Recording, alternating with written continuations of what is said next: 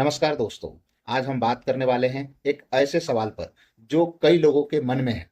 आखिर बॉर्डर पर सिर्फ बीएसएफ और आईटीबीपी ही क्यों तैनात होती है, आर्मी को क्यों नहीं?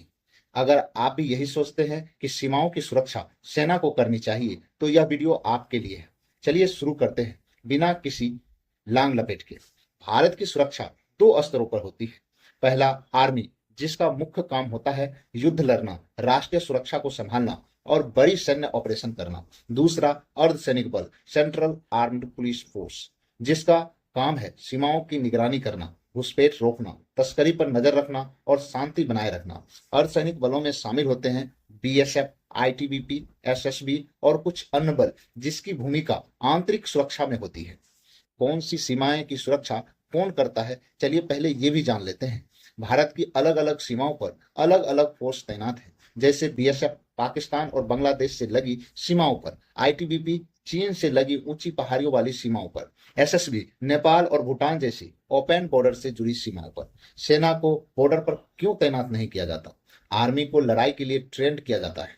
बॉर्डर पर रोज रोज की घुसपैठी, तस्करी, लोकल इंटरेक्शन जैसे मामलों के लिए बीएसएफ, आईटीबीपी जैसे बल ज्यादा उपयुक्त होते हैं। दूसरा, अर्धसैनिक बल बॉर्डर ड्यूटी के लिए खास तौर पर प्रशिक्षित होते हैं। इसका फोकस होता है रोकथाम, निगरानी और लोकल जानकारियों को इकट्ठा करना। तीसरा, कम लागत में सुरक्षा। सेनाओं को तैनात करने की लागत बहुत ज्यादा होती है। उनके हथियार, राशन, ट्रेनिंग सब महंगे होते हैं, जबकि सीएपीएफ हल्के हथियारों और सीमित साधनों में काम कर सकते हैं। चौथा, सेना को बार बार एक जगह से दूसरी जगह शिफ्ट किया जाता है, लेकिन अर्धसैनिक बल लंबे समय तक एक ही बॉर्डर सेक्टर में रह सकते हैं, जिससे लोकल एरिया की समझ बेहतर होती है।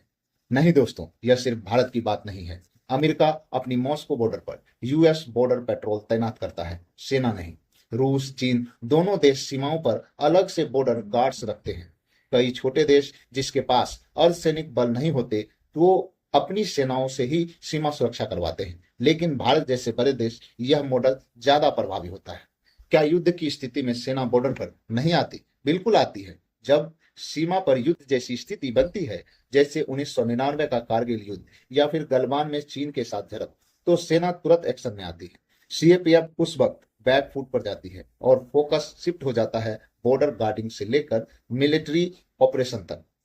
तो दोस्तों, अब आप समझ गए होंगे कि क्यों भारत की सीमाओं की पहली जिम्मेदारी अर्धसैनिक बलों के कंधों पर होती है। यह रणनीति सिर्फ सुरक्षा के लिहाज से नहीं, बल्कि कौशलता, लागत और निरंतरता के नजरिए से भी सही है। अगर आपको यह वीडियो जानकारीपूर्ण लगी, लाइक करें, शेयर करें, कमेंट करें। ओपिनियन जस्टिस को सब्सक्राइब करना मत भूलें।